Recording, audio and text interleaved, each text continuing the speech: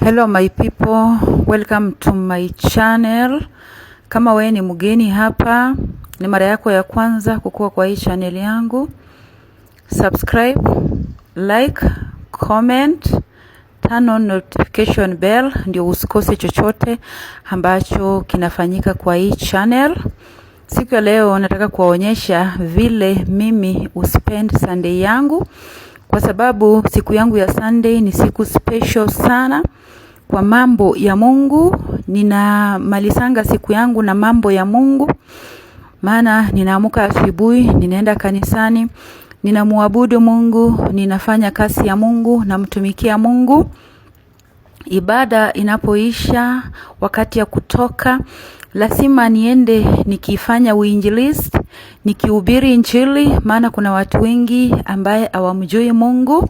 Ndio maana mnaniona ninatembea huko town ili nihubiri injili, ili nifanye evangelism, maana ni vyema kuhubiri injili ya Mungu, ni vyema kufanya evangelism. Ni vizuri kutetea injili ya Mungu, kuspread injili ili ifikie watu wengi, ifike kote kote ulimwenguni. Sasa mimi huyo na rafiki yangu huko ni town, tunatembea tunataka kwenda kukaa mahali ili tuweze kuhubiri injili, ili tuweze kutangazia Mungu ya kwamba, tutangazie watu ya kwamba Mungu anatuma mwanawe wa pekee Yesu Kristo arudi kunyakua kanisa, maana alimtuma akakuja akafa kwa ajili yetu. Natasama ni tena anakaribia kurudi ili atuchukue, maana alituambia kwamba anaenda kuandaa makao. Natasama alisema atakapomaliza kuandaa makao atarudi tena kutuchukua, ili mahali ambapo yeye Yesu mwenyewe atakuwa ameketi kwenye mkono wa kuume wa baba yake ambaye ni Mungu. Anasema ya kwamba pia sisi tukue mahali pale, mahali ambapo yeye yuko. Basi hivyo ndivyo mimi uspend siku yangu ya Sunday. Sitakangi kuwaste siku yangu ya Sunday hata kidogo. Ninatembea, ninatafuta watu kila mahali, niwafikishie hii injili ya toba na utakatifu. Maana kuna watu wengi hawajui toba na utakatifu. Kuna watu wengi hawajui ya kwamba wanafaa kutubu dhambi. Kuna watu wengi hawajui ya kwamba wanafaa kutembea kwa uhaki na utakatifu. Na kuna watu wengi pia hawajui ya kwamba bila uhaki na utakatifu hakuna hata mmoja atakaye urithi ufalme wa mbinguni. Hivyo ndivyo mimi utembea. Hapo ni town, hapa ni Nairobi town. Huu ni mji kubwa wa Nairobi, capital city ya Kenya. Watu wengi hawamjui Mungu, watu wengi wanahitaji injili iwafikie.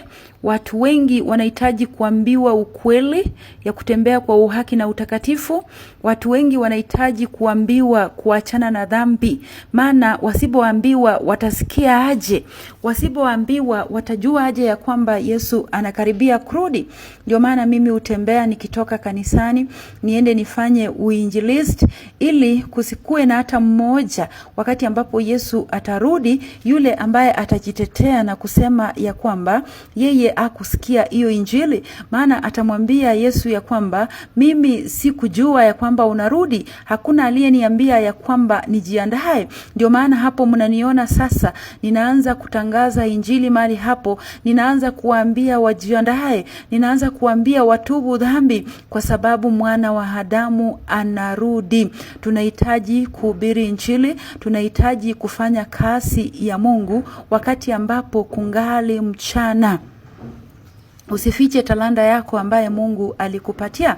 Maana kumbuka wakati ambapo Yesu alikuwa anatuma wanafunzi wake waende wafanye uinjilisti, waende wahubiri injili, wakati ambapo alikuwa anatuma watu waende wahubiri injili, aliwaambia kwamba endeni muhubiri injili kote kote, mwambie watu waandae njia, mwambie watu ya kwamba Yesu anarudi. Na kumbuka alisema katika uinjilisti, unapofanya uinjilisti usichukue kitu chochote, usiende na kitu chochote, hata ukipewa kitu chochote usiweze kuchukua, kwa sababu injili ya Bwana ni free of charge. Hata Yesu mwenyewe alituhubiria tu, hakuchukua kitu chochote, hakuitisha kitu kitu chochote. Ndio maana wakati ambapo alikuwa anatuma Great Commissioners waende wafanye kazi ya Mungu.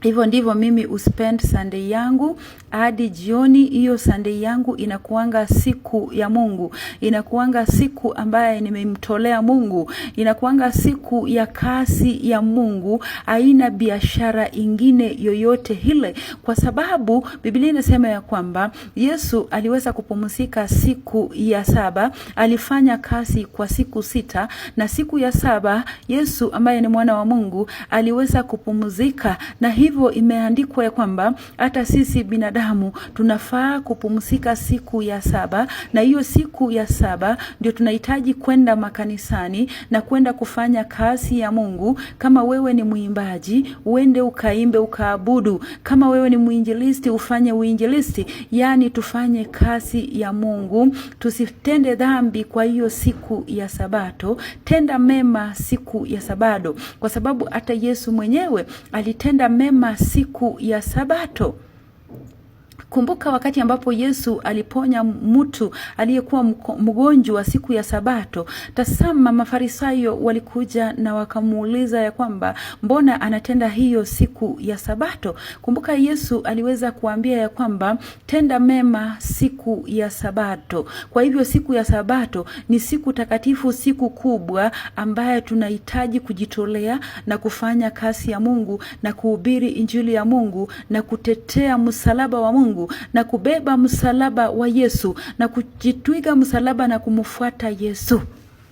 Siku ya saba unafaa kujikana wewe mwenyewe na umfuate Yesu, uchukue msalaba wako umfuate Yesu. Usiende kutenda raha siku ya Sabato. Usiende katika mambo yako yasiyojulikana siku ya Sabato. Maana Biblia inasema ya kwamba ni dhambi kwa wale wote ambaye hawapumziki siku ya saba, siku ambaye Yesu mwenyewe aliweza kupumzika. Haleluya. Basi muandae njia kwa sababu Yesu anarudi. Muandae njia kwa sababu mwana wa Adamu anarudi. Dalili zimeonyesha, tumeona vita kote kote, kila mahali matetezi ya vita. Tumeona baba anaua mtoto, mtoto anaua baba. Tazama, hizo ni dalili tu ya kurudi kwake Yesu. Wakati ungalipo, andaa njia kama mlango bado uko wazi. Usifanye moyo kuwa mgumu wakati ambapo Yesu anabisha. Maana Yesu anabisha mlango, anasema muingie, muingie wakati ambapo mlango haujafungwa.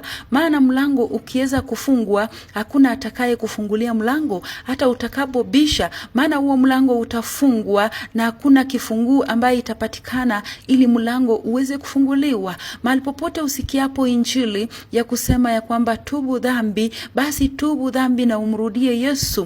Maana Biblia inasema ya kwamba njia ya kwenda mbinguni ni nyembamba, lakini njia ya kwenda jehanamu ni njia pana kabisa. Kusema ya kwamba njia ni nyembamba ya kwenda mbinguni inamaanisha nini? Kwa sababu unafaa kujinyima vitu mingi, unafaa kujinyima kabisa, kujikasa vitu mingi ili uweze kutoshea mahali pale. Kwa sababu unastahili kuacha washirati, unastahili kuvaa manguo marefu vizuri, ujistiri vizuri, uache ulevi, uache kila kitu, uache uongo, uache matusi, ndipo utaingia ufalme wa mbinguni. Hiyo ndiyo ni njia nyembamba ambaye imeshinda watu wengi, kwa sababu utajisqueeze mpaka ufikie hiyo njia. Siku ya leo sauti inalia nyikani, inasema ya kwamba andaa njia kwa sababu Yesu anarudi. Andaa njia, mwana wa Adamu anarudi. Andaa njia. Na vipi utaweza kuandaa njia ili mwana wa Adamu akuje apitie? Utaweza tu kushinda mwili kwa kupitia kufunga na kuomba. Kupitia maombi ya kufunga na kuomba, hapo ndipo wakati ambapo utashinda mwili huu ili uweze kuingia ufalme wa mbinguni. Kwa sababu bila kufunga na kuomba hautaweza kushinda huu mwili. Siku ya leo mimi ninawaita wote, tubuni dhambi zenu. Mwana wa Mungu anakaribia kurudi. Dalili zimeonyesha. Andaa njia zako, kwa sababu hakuna injili nyingine kando na injili ya toba na utakatifu. Toba na utakatifu, na ukuwe na moyo safi. Maana Biblia imesema kwamba bila uhaki na utakatifu hakuna hata mmoja atakayeurithi ufalme wa mbinguni. Kwa sababu unafaa kujitenga na dhambi, unafaa kuachana na dhambi, unafaa kujitenga na mambo yote ambaye hayampendezi Mungu. Kwa sababu wengi wameshindwa kujitenga na mambo ambaye hayampendezi Mungu. Kwa sababu gani? Wanaona marafiki zao watawawacha. Wakianza kujistiri, wawache kutembea uchi, wavae tu vizuri, wawache kuvaa minisketi. Wanaona ya kwamba wataonekana wazee. Kama ni wasichana, wanaona ya kwamba watatengwa na marafiki zao. Ni afadhali utengwe na rafiki yako, lakini uingie ufalme wa mbinguni. Maana Biblia inasema ya kwamba kuingia ufalme wa mbinguni ni wa kibinafsi kabisa. Hautaingia ufalme wa mbinguni hasa group. Hata huwezi kuingia na mama yako, hautaingia na baba yako wala mtoto wako wala rafiki yako wala mume wako. Kuingia ufalme wa mbinguni ni wa kibinafsi. Kusimama katika kiti cha enzi, kiti cha hukumu, unasimama wewe peke yako, unahukumiwa wewe peke yako kila ambacho ulitenda. Basi andaa njia